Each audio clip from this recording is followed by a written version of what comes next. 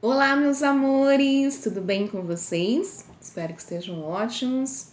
Bom, hoje nós vamos finalizar a nossa matéria de geografia.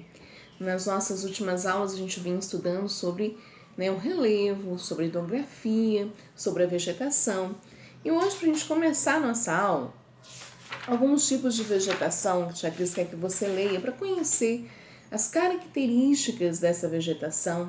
Então dá sempre uma olhadinha para você guardar, para você conseguir na visualização já identificar a vegetação predominante em um determinado lugar. Mas hoje nós vamos falar da importância dessa vegetação. Vamos começar falando um pouquinho sobre isso. Por quê? Porque a vegetação ela tem a sua importância, tanto para a qualidade de vida do ser humano, mas também para próprio ambiente natural, assim como é fonte de moradia e de reprodução dos animais. E o ser humano ele precisa ver essa importância. No seu livrinho aí, na página 261, tem um textinho bem legal falando sobre a importância da vegetação. Vamos ver?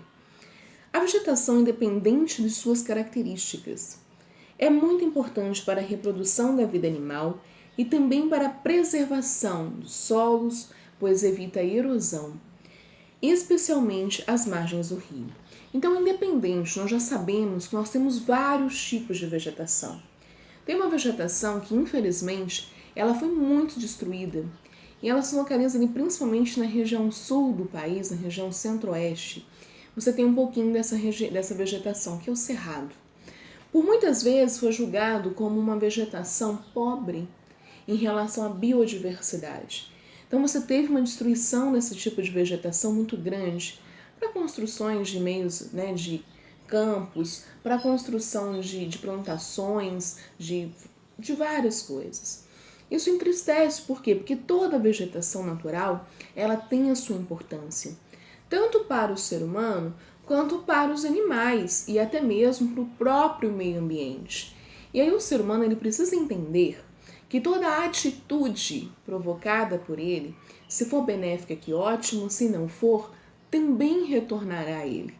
E essa destruição, infelizmente, que a gente está presenciando do nosso meio ambiente, ela está voltando consequentemente para nós, na nossa qualidade de vida, na qualidade de vida dos animais. A gente vê que em alguns lugares os animais eles têm saído, buscado refúgio em outros lugares. Por quê? Porque está acabando com o habitat natural desses animais. No entanto, o desmatamento para a extração de madeira, as queimadas e a transformação das áreas com vegetação em pastagens e áreas agrícolas, assim como a destruição de mangues e restingas, principalmente pela ocupação urbana, vem alterando completamente as paisagens naturais do Brasil. A conscientização sobre a importância dos diferentes tipos de vegetação para a preservação da vida na Terra e uma mudança radical de atitude por parte do ser humano são medidas necessárias para a manutenção do equilíbrio do planeta em que vivemos. O que está dizendo aqui? Nós precisamos mudar a nossa forma de pensamento. Por quê? Porque o meio ambiente não tem sido cuidado. Ele tem sido destruído. Por que essa destruição está cada vez mais agravante? Pela falta de conscientização da importância desse meio ambiente ou até mesmo pela ganância econômica. Tia, mas qual que é a diferença? Porque às vezes a pessoa sabe que aquilo não pode ser destruído, aquela empresa vai fazer em determinado lugar. Tem já a conscientização que não pode, que necessitamos daquilo para sobreviver. Mas visando a rentabilidade e a economia, o faz. Nós não podemos julgar o meio ambiente assim, visto que ele é algo especial e precioso para a nossa qualidade de vida e pela qualidade de vida do ser vivo como um todo. O meio ambiente, gente, vem aí sendo um dos elementos fundamentais para a nossa vivência. E a gente precisa preservar, precisa cuidar. Porque se a gente acaba com essas matérias-primas, se a gente acaba com essa vegetação natural, os animais ficam sem moradia, sem reprodução, assim como também vem fazendo isso com a água. Nós precisamos cuidar da água. É um elemento fundamental para a vida, é um elemento fundamental no nosso dia a dia E muitas vezes a gente desperdiça ela sem pensar no amanhã. Só que ninguém sabe fazer água, não. E se acaba esse elemento natural tão importante, imagina sua vida sem ela. A gente pode correr o risco de afirmar que nem existe. Porque nós precisamos dela para tudo. Por isso precisamos cuidar muito, muito mesmo dos nossos elementos naturais. E aí, um pouco mais adiante no seu livrinho, vem falando das mudanças na paisagem. As mudanças na paisagem, elas ocorrem, a gente já estudou sobre o relevo um pouquinho, né? E nós percebemos, quando estudamos sobre o relevo, que o relevo são as diferentes formas de superfície terrestre. E que essas diferenças na superfície terrestre, elas podem se dar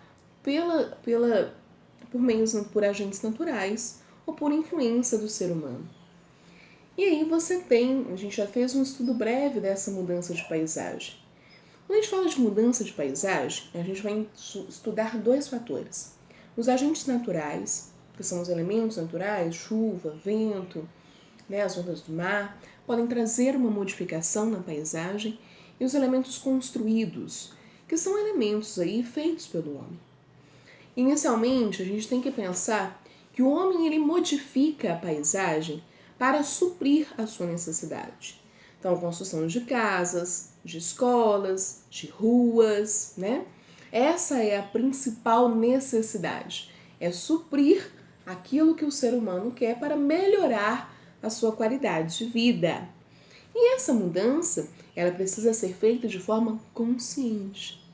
Porque se ela não for feita de forma consciente, em vez de suprir a necessidade do ser humano, ela vai criar novas necessidades.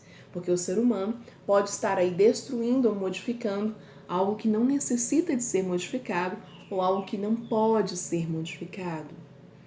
A gente vê, infelizmente, muitos desastres ambientais. Uma modificação do ser humano errada ou desnecessária. Então, nós precisamos ter essa consciência da mudança de paisagem. E quero que você lembre que essa mudança de paisagem ela pode sofrer por esses dois agentes, os elementos naturais e os elementos construídos. Na sua página 264, tem falando um pouquinho sobre isso. Olha aí, lá um pouquinho mais depois das fotos. Imagina, observe as fotos. Você está vendo na primeira imagem uma paisagem natural, já na segunda imagem uma mudança na paisagem, uma paisagem que nós chamamos de paisagem modificada, tá? Então, as paisagens podem apresentar diferentes intensidades de transformação humana. Em alguns, predominam os elementos naturais, em outros, são os elementos construídos pelo ser humano que se destacam.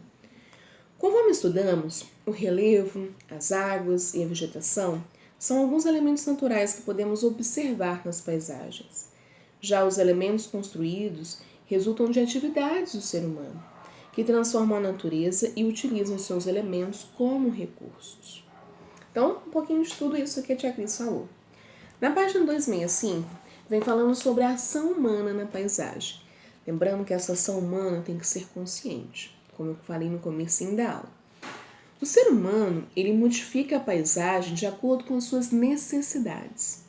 Ele constrói casas, prédios, fábricas, avenidas, viadutos, túneis e pontes. Barragens para a represa das águas dos rios, canais de irrigação, pode levar a água de um lugar para o outro, aterros em praias para conseguir ocupar uma nova área. Então você tem que perceber que a modificação feita pelo ser humano ela é benéfica. Vem construir aí elementos que são importantes ao nosso viver.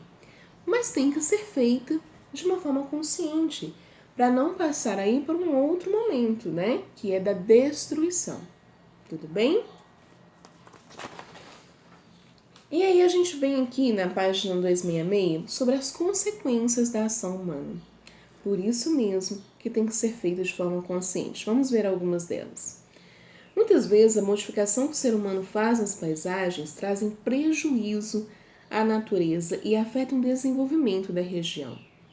A derrubada de árvores sem que haja reflorestamento e a poluição dos rios e mares são exemplos de ações humanas que podem trazer sérias consequências para o ambiente, prejudicando os seres humanos.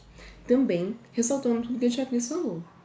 Nós precisamos sim de ter essa modificação para melhorar a nossa qualidade de vida, mas precisamos de uma modificação de forma consciente para não perdermos os elementos naturais. Então, o melhor caminho é primeiro ter essa consciência. O segundo é colocar no lugar aquilo que foi retirado, como é o caso do reflorestamento, né? E além disso, é tomar consciência dos que os elementos naturais não são elementos inventados, eles são naturais. E a gente precisa valorizá-lo porque a nossa qualidade, a nossa vida depende deles. Na página 267, vem falando um pouquinho das ações dos fenômenos naturais. O como a própria natureza modifica a sua forma, modifica a sua paisagem. Olha bem, além dos seres humanos, a água da chuva, dos rios, dos mares e o vento também provocam modificações nas paisagens. No entanto, não conseguimos perceber muitas dessas transformações, porque elas ocorrem bem lentamente ao longo de milhões de anos. A água das chuvas modifica o relevo, como você já estudou.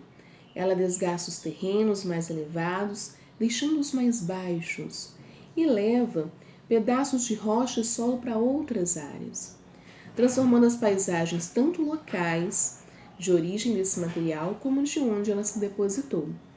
O vento também age esculpindo as rochas e transportando materiais de um lugar para o outro, principalmente onde não há vegetação. Aí colocar algumas fotinhas aqui para vocês observarem, olha. O oásis de Farafla,